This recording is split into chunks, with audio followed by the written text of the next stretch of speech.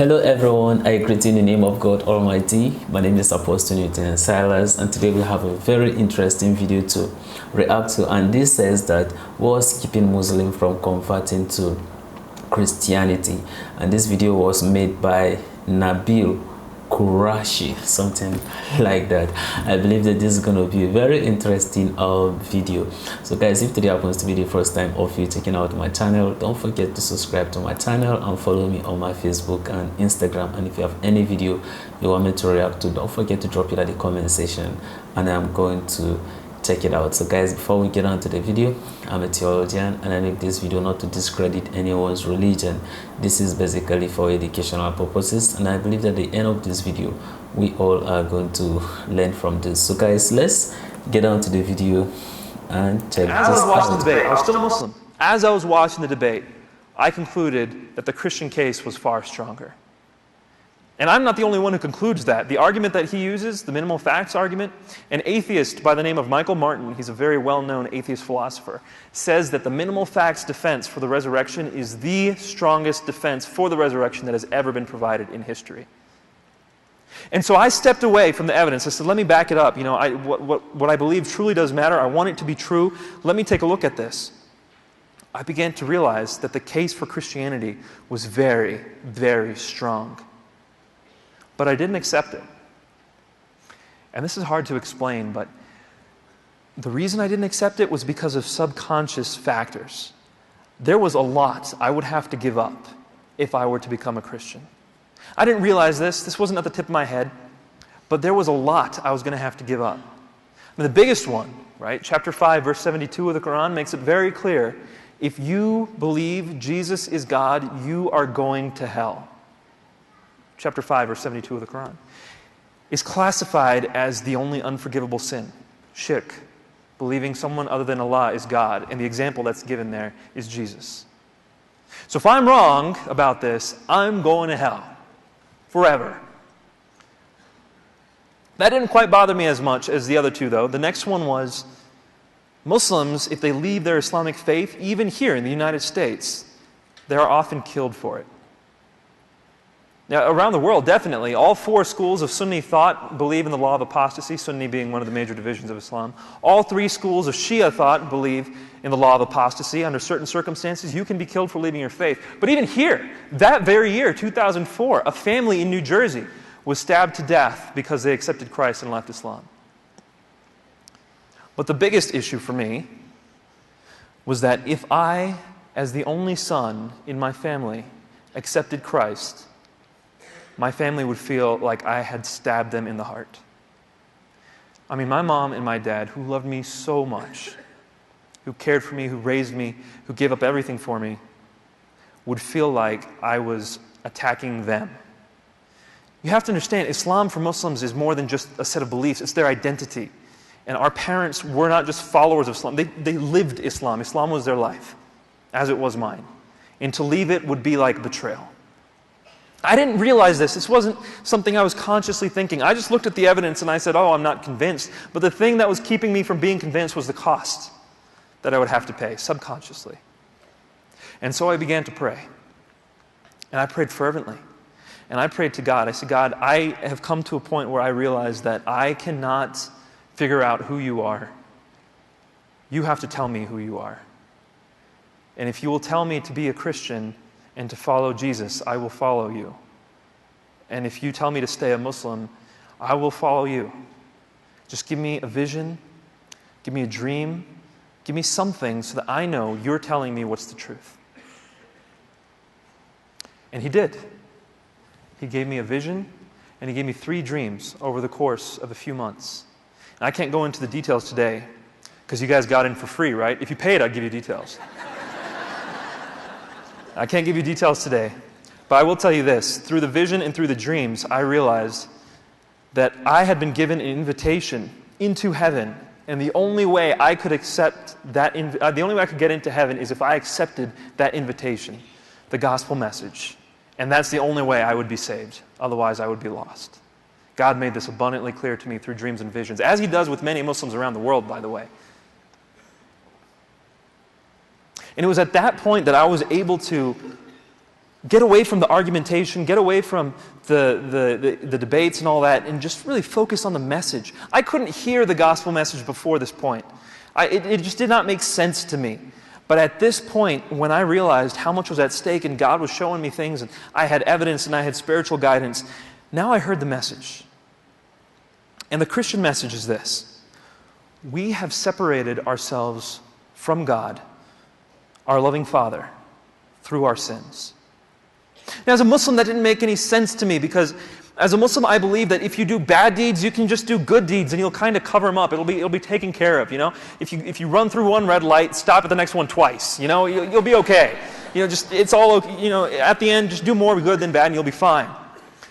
But what I realized when I really listened to the Christian message and understood it, I realized that sin is not like that at all.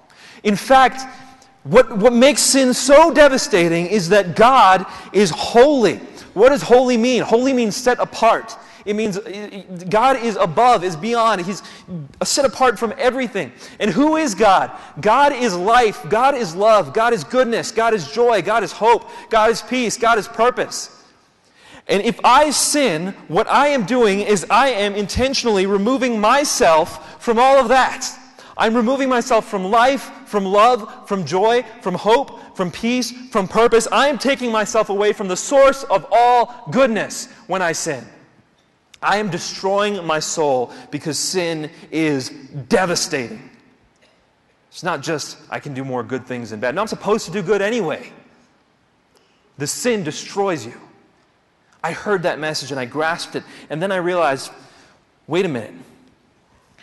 Are you telling me that I have separated myself from God? How can I bring myself back? I can't. I cannot bring myself back. But God knows that. And God knew that from the creation of the world. And He loves us so much that He is willing to take my sins. These are the things that I did against Him. These are the things that I did to Him, telling Him I wasn't going to follow Him.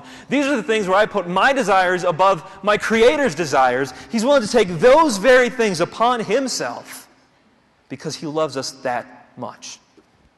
This doesn't make any sense to the Muslim mind. It took me a long, long time to grasp it. It made no sense because I couldn't envision God leaving His throne. God is up there in heaven somewhere being worshipped by angels, surrounded by light and love and bliss, and that's where God is. Why in the world would He come here? He never would come here. He's too majestic for that. But the Christian message tells us that God did not consider His majesty something to grasp, something to hold on to. This is Philippians 2. He did not consider His place, His status, greater than His love for us. Are you telling me that the one who created the expanse of the universe, you guys live in Colorado, you can look up in the sky, you can see the stars bright as day at nighttime. And they're gorgeous, and there are billions of stars out there. You're telling me that the God who made and placed every single one of those in the sky, who knows exactly how long they're going to be there, exactly how long they have been there, exactly how bright their light is, exactly how hot they burn, the God who knows all of those, every single star ever made, from the beginning of the universe till the end, He knows all of them, He placed them there as easily as by thinking about it. That God knew me and created me exactly the way He made me for a reason, and He knew that I would rebel against Him, and yet He entered into this world, into this dirty, filthy, sinful world. Why? That kind of love makes no sense. And then when He came, did He come as a king? Did He come as a prince? Did He come with all kinds of riches? No, He came and was born to 2 kids in a manger and grew up as a carpenter, working with His hands, serving other people, living and becoming friends with fishermen, people who couldn't even make it through school. And those people who He poured Himself into turned around and betrayed Him, one of them with a kiss, so that He would have to go to His death. And what kind of death? You're telling me that our God was willing to suffer death on a cross? What is death on a cross? Is that bad? Yeah. They had invented the most humiliating, painful way to kill someone at exactly the moment in history where God says, yes, that death is still worth it. When they whip you before putting you on the cross, they had determined exactly how to do it so that medically you would be in your most vulnerable state. They took a cat o' nine tails is what it was called, a Roman whip, and they put little leather balls at the end of them, and they'd put metal dumbbells and shards of bone on these leather balls, so that when they hit your skin, the metal dumbbells would cause your blood vessels to vasodilate, bringing more blood to the surface of your skin, so that when the bones would latch into your skin and rip your skin off, you would bleed profusely, and you'd lose all energy. And they do that across your entire body. So that by the time you get to the cross, you have no energy left when they drive nails through your nerves and destroy your hands and your feet. And every time you have to breathe one of your last rattling breaths on the cross, you have to scrape a back that is devoid of skin up and down splintered wood for each breath. God did that? He loves us that much? It's incomprehensible. But we know it's true. We know it's true. The resurrection happened. Jesus claimed to be God, then he died on the cross, and he proved it by rising from the dead. God died on the cross. That God who made the universe suffered that death because he loves us that much. That is the Christian message. That is worth believing. Now, if you ask me, Nabeel, you had a perfect life. You had a family that loves you. You were becoming a doctor. You had a good place in society. Everything was great for you. Was it worth it? Absolutely, it was worth it. I would do it 100 times over again. Today, my mom and dad didn't come to my wedding. Every single time I see a video of a son dancing with his mother at his wedding, I have to think that it was worth it. Every time I see parents lovingly hug their children and say, "We're proud of you," I have to think it was worth it. Because it was worth it. And if I have to die the same kind of death that Christ died in order to proclaim this message of hope to other people who are here, that would be the greatest honor I could ever have. Whoa, that's a very interesting message by Nabeel. He has said a lot, and I believe that you have listened to him. I need not to even say much, because seriously, if you listen to him, then you should be able to understand what he is saying. You can be able to understand the sacrifice you have to pay once you make your decision when it comes to choosing the right God. Family will forsake you, friends will forsake you, business acquaintances will distance themselves from you, the people you love, they will distance themselves from you.